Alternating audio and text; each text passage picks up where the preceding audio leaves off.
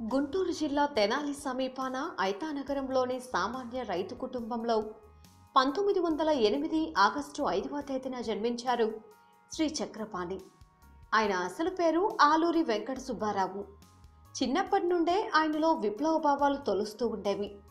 అందుకనే 5th form చదివినప్పుడే జాతీయోద్యమం ఆకర్షించడంతో చదువుకు స్వస్తి చెప్పి లోకాన్ని చదవడం ప్రారంభించారు. హిందీలో మంచి ప్రావీణ్యం సంపాదించడంతో అనువాదాలలో అభిరుచి ఏర్పడి చిత్రగుప్త, వినోదిని వంటి పత్రికలకు రచనలు పంపేవారు. ఆ సందర్భంలోనే సుప్రసిద్ధ హిందీ రచయిత వ్రజనందన శర్మ వీరి ప్రతిభను గమనించి చక్రపాణి అనే కలం పేరుతో రాయమని చెప్పడంతో అప్పటి నుండి కలం పేరే ఆయన పేరుగా అలనాటి సినీ పరిశ్రమనే శాసించింది.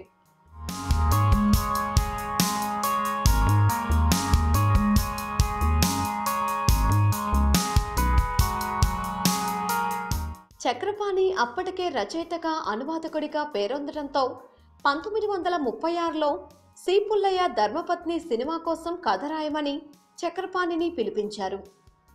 ఈ కథ బాగా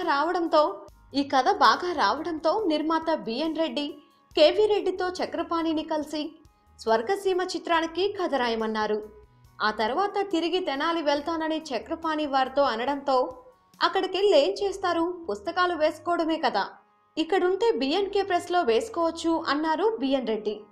అప్పటి నుండి చక్రపాణి మద్రాస్ సినీ జీవితం ఆరంభమైంది. ఆ ప్రెస్లో పనిచేస్తున్న కాలంలో ఆ యాజమాని బి నాగిరెడ్డితో స్నేహం కుదిరింది చక్రపాణికి. ఆ బంధం తర్వాత అద్భుతాలు సృష్టించింది. ఆ ఇద్దరూ కలిసి 1945లో ఆంధ్రజ్యోతిని, 1947 జూలైలో చందమామను ప్రారంభించి దిగ్విజయంగా నడిపారు. దాంతో ఆ జంట పేర్లు తెలుగుదేశమంతా మారుమోగాయి.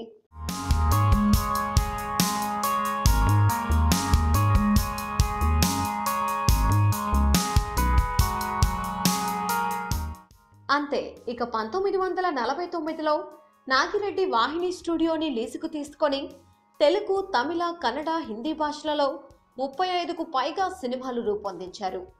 తరువాత ఆ పక్కన స్థలాన్ని కూడా కొని విజయ స్టూడియోని రూపొందించారు.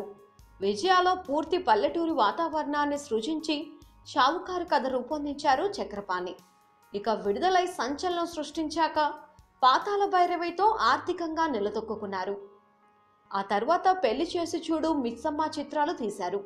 ముఖ్యంగా ఈ 2 సినిమాలు నాగిరెడ్డి, చక్రపాణిల జంటకు మంచి కీర్తిని తెచ్చిపెట్టాయి. సినిమా దర్శకుడిగా, నిర్మాతగా చక్రపాణిది విభిన్నమైన శైలి. సినిమా పరంగా అన్ని శాఖల్లోనూ పట్టుంది. అప్పట్లో ఆయన మనం మెచ్చింది కాదు, జనం మెచ్చేది మనం తీయాలి అనే విషయాన్ని ప్రగాఢంగా నమ్మి ముందుకు నడిచేవారని అంటారు సినీ జనం. ఎటువంటి సందర్భాల్లోనైనా నిర్మోహమాటంగా, ఖచ్చితంగా ఉండటం ఆయన నైజం. ప్రేక్షకుణ్ణి రంజింపజేయడంపై ప్రత్యేక శ్రద్ధ పెట్టేవారు.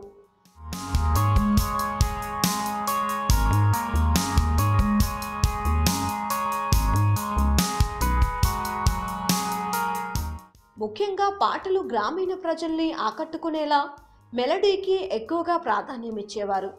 అవసరమైతే సంగీత దర్శకుడితో, రచయితతో చర్చించి తనకు కావాల్సినంత పిండుకొనేవారు. అందుకనే విజయ వారి పాటలు ఇప్పటికీ సంగీత ప్రియులకు ఎంతో ఆహ్లాదాన్ని అందిస్తాయి. చిత్ర విజయానికి కృత్రిమం అడ్డు అనే అంశాన్ని బలంగా నమ్మి ఆచరించిన సినీ శిల్పి చక్రపాణి. సినిమాపై ఒక అంచనా, తగిన కఠోర పరిశ్రమ, నిబద్ధత బలంగా ఉన్న ఓ సినీ శక్తి చక్రపాణి. రచయితగా, నిర్మాతగా, దర్శకుడిగా తన బహుముఖ ప్రతిభను ఆచరించి తెలుగు ప్రజలకు రుచి చూపించి మార్గదర్శకుడిగా భావితరాల కీర్తిని అందుకుంటున్నారు చక్రపాణి. ఈరోజు చక్రపాణి జయంతి సందర్భంగా వారి బుద్ధి వైభవానికి నివాళి అర్పిద్దాం.